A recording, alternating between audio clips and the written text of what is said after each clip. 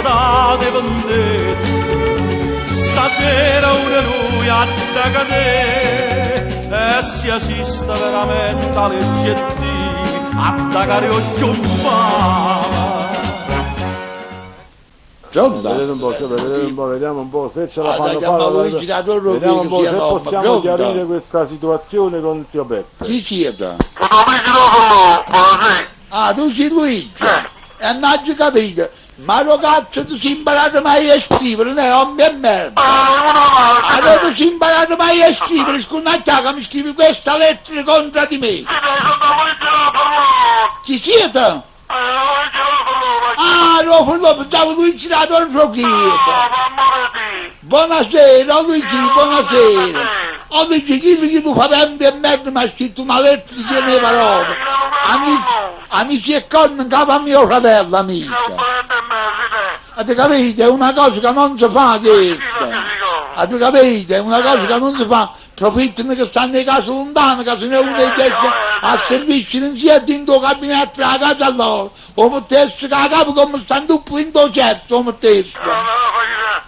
Avete capito? Scrivo una lettera che mio fratello è cornuto. Ma perché mio fratello è cornuto? Perché mio fratello è cornuto? Voglio sapere perché.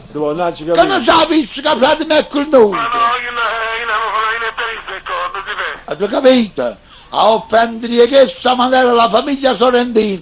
Noi siamo signori dei signori, che mettiamo la coppa ai signori.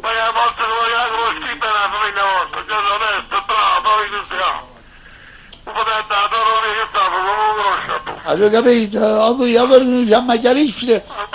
Ma guarda, ho fatto che non sto telefonando, vorrei dire che statistica ha voluto mettere la Titania nella mia famiglia, nella mia casa. Ma voi avete capito questa lettera che ha scritto mio fratello se faceva una moglie? Che mio fratello non sapeva niente che ero cornuto. Quando si è vista la fotografia che con capo, hai chiesto per 5 fotografie con loro vere e tenga. Avete capito lui? O lui si è mangiando, io pigliare perché lappa da tenno, voi non pigliare da buona, non pigliare vita. Io si è mangiando lui.